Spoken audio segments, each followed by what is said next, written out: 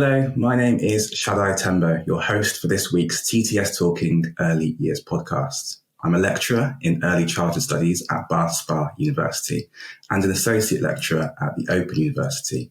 I am a trustee for the Fatherhood Institute and an independent writer and speaker for critical early years. Now, throughout this series, we'll be exploring representation in the early years, inspiring you with guidance on ways to be more inclusive in your practice. And I am delighted to welcome to the host of the podcast today, Joss Cambridge-Simmons, as today's guest.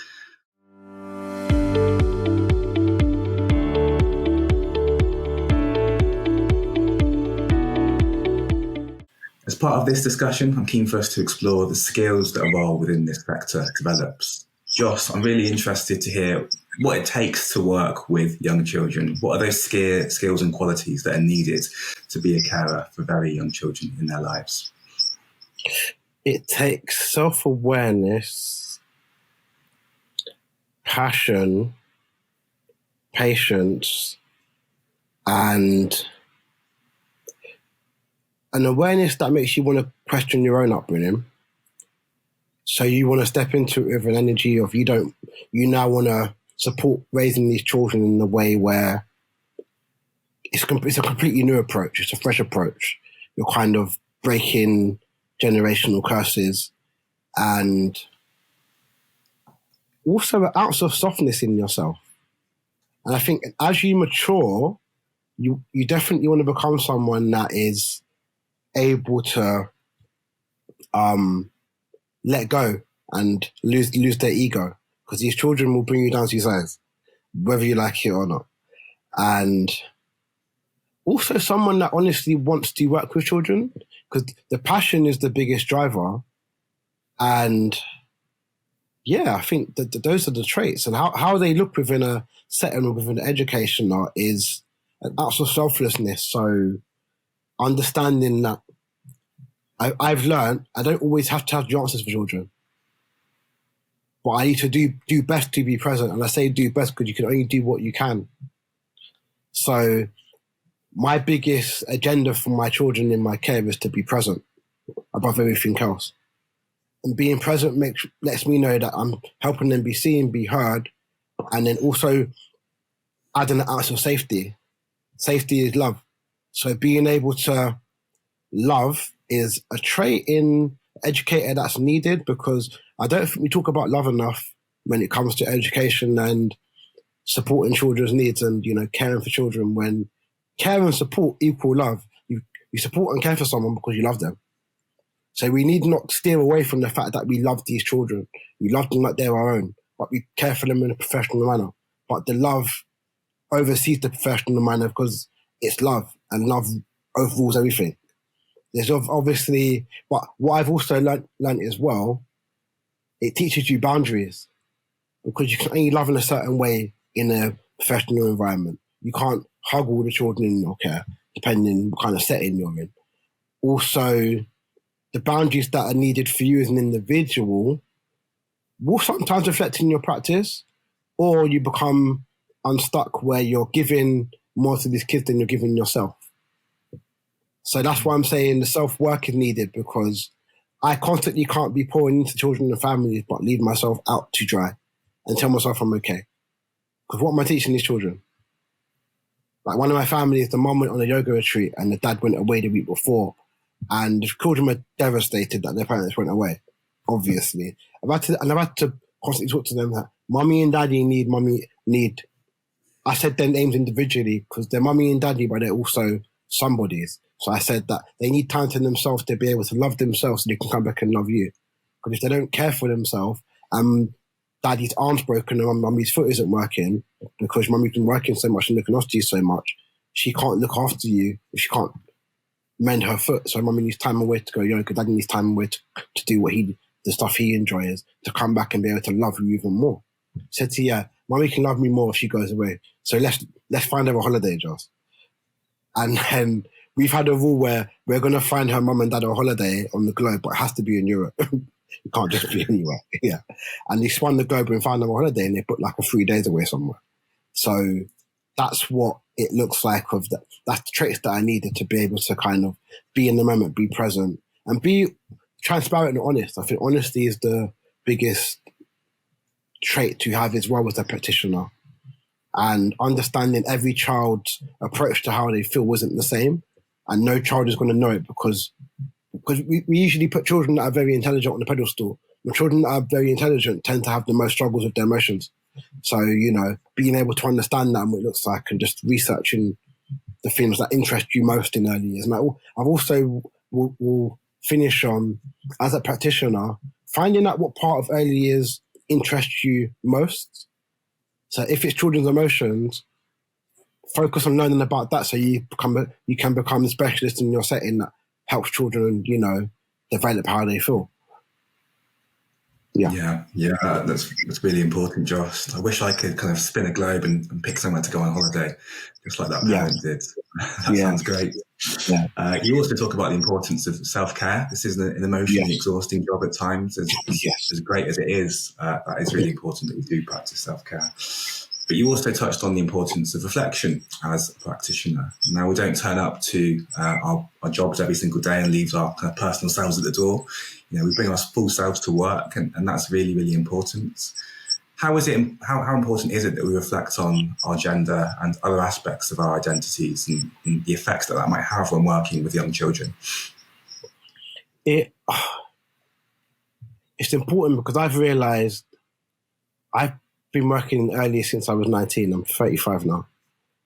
And I've realised my own personal relationship with my gender, with my masculinity, has been challenged constantly by myself. And I've realised that that's been challenging, been hard, been fun, but it got me to a place where I've just become comfortable with who I am. I kind of had to be, because I've realised I'm not going to stop doing this work. So I had to become comfortable. And how that looks as well with self-reflection and being really soft on yourself, because I'm a big believer as adults, we need the same tender, attentive, affectionate care and nurturing we give a newborn. I grow better and I flourish when I'm treated softly and given time and grace and compassion. Children shouldn't be the only ones that are allowed that. And if you can't get that from individuals in the spaces you're in, at some point learn to give that to yourself.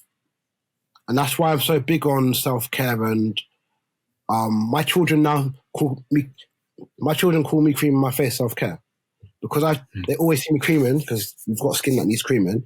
I've explained to them why we cream, because luckily my little one's got bad eczema, so she creams a lot. So like when she's creamed her face, she'll cream my beard because she puts too much cream on her hands. And we've realised we bond over this moment where we both have to look after our skin, and we both talk about looking after ourselves. And I might spray a bit of aftershave and I might put a little bit of aftershave on her, or perfume, depending on what she wants, because I wear perfume too. And having to practice self-care in front of your children that you care for is imperative, where she might see me drink a lot of water because she's very observant. You drink a lot of water? And I said, yeah, because it gives me good energy and it's really good for you. It's good for your blood cells, etc., etc. And then the wider spectrum is you can't pour from an empty cup. I sound like an Instagram meme. I know it sounds like something off TikTok, but it's true. Like, you pour from an empty cup, and as my uncles, my dad say, your belt soon busts, as we say in Jamaica. Like, it's going to get too much for you and you're going to pop. And it's harder to come back from popping sometimes. Sometimes you have to pop in life and, find yourself again, because that's just part of the process. But pouring from an empty cup and working with children can become very dangerous, because you can lose your self-awareness for a moment. You can lose the factor that you had that lets you know, that has that check-in for yourself. Like, I check in with myself daily, Shad. Joss, how do you feel today? I wake up, my feet touch my floor. I'm buying myself a little, there's little fairy mats to put on my floor. So when my feet touch the floor, I step into softness, because my day might be harsh. But at least I woke up and life was soft for me. For the simple fact that aids my self-care. Like, what I listen to in the morning aids my self-care. What I eat in the morning aids my self-care. The route I take to work, whether I take a longer route or the shorter route, or the route that I know that I like to take and gets me there on time. Also, when you're a very emotive person like me, I pour my love and my energy and my soul into these children. I need to do something to get that back. And that's why I have a lot of time off work. I stay in bed all day. I see friends, I see family. I stay at home and I chill. I watch a Netflix show, I eat, I cook, I go for walks. I do the stuff I enjoy. And I still live my life in a way where it aids me. Everything I do now aids me. And how that could look from someone else is buying a book. For example, I read a lot and it aids my self-care. I like love. So I research love constantly. So all my YouTube are just documentaries about love and what love means to the world. And it's not a coincidence that I do that for myself, but it aids my practice and my theory towards my work. So self-care is important for the simple fact that I have a life coach, I had a therapist, for the simple fact that I know what my childhood was to me and what it looked like and what it is and what it wasn't. And because of that, I have conversations with parents about their own childhoods. Yeah. Self-care. Yeah. That kind of self-care for us is really important, because if we can't look after ourselves and practice our own well-being, it becomes more difficult to model that for the children themselves. I really liked what you were saying about using those moments of bonding with the children to talk about difference in a really open and curious way. But also part of that self-care, as you say, is learning and development, having an understanding perhaps of wider societal issues. Often when I speak to some practitioners, they can say that, it's just childcare. What happens in the wider world doesn't really matter for my day-to-day job. But actually what we know is that a lot of what happens in the wider world is filtered down into the early years. So I guess my question to you there is, how important is it that practitioners have that understanding of wider societal issues, perhaps such as patriarchy that we discussed in a previous episode? And how can that then better support their roles? Okay. This links into self-care and the knowledge practitioners will gain. Dr. Gabor wrote a book called The Body Keeps Score. I've read it numerous times. I'm sure some of us know who he is. If not, Google Dr. Gabor and Matt. And his theory is that if you don't let go of stuff you've gone through, it sits on you and it builds and it builds and it builds. So you now step in as a practitioner with all of these traumas on you, all of these societal narratives on you that you've not let go of, you've not questioned. And as much as you might be trying hard, you might still put these into your practice. Layered in patriarchy, but it's also layered in your own personal upbringings. So there's some trauma there to unpack. And it's kept score on you because you've never questioned it, you've never unpacked it. And how that looks like in a patriarchal way is more sometimes looking at your own household with your own family. Like, is it a thing where dad makes all the money, you work part-time, and you're doing that because that's what you was told to bring up, that's what you was told growing up was the right thing to do. But then, as much as that might benefit the household, your children are now going to grow up thinking, I have to work hard like my daddy and just work and not be in the house constantly. Children are literal. Children see stuff literally. Children won't see the days that mummy and daddy have mummy and daddy time and, get to be a family. Children are going to see the fact that dad worked and mummy was at home caring for us. So those little boys could potentially grow up seeing life as a thing where, all I got to do is make money and find a wife.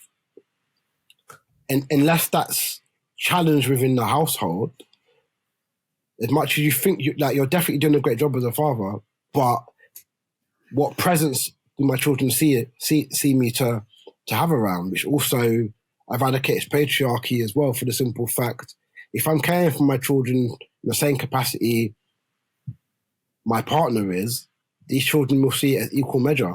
Children will go to school, say, mummy cooked yesterday, daddy cooked on Friday. It wouldn't be like daddy doesn't cook, mummy cooks all the time. And then even there's some households where I work with a lot of families where the dads are the organisers of the childcare, the dads are the organisers of the dinner. Mums do the other stuff, or do a bit less because she's got someone that does. And these dads love doing that. So yeah. Yeah, I really like that, Joss. I think what you've done there is kind of situate self-reflection as itself a form of self-care. And that for me is kind of fundamental to educators working with young children to better improve their practice on a daily basis. And that's a really valuable place to end this episode today. Thank you very much, Joss. It's okay.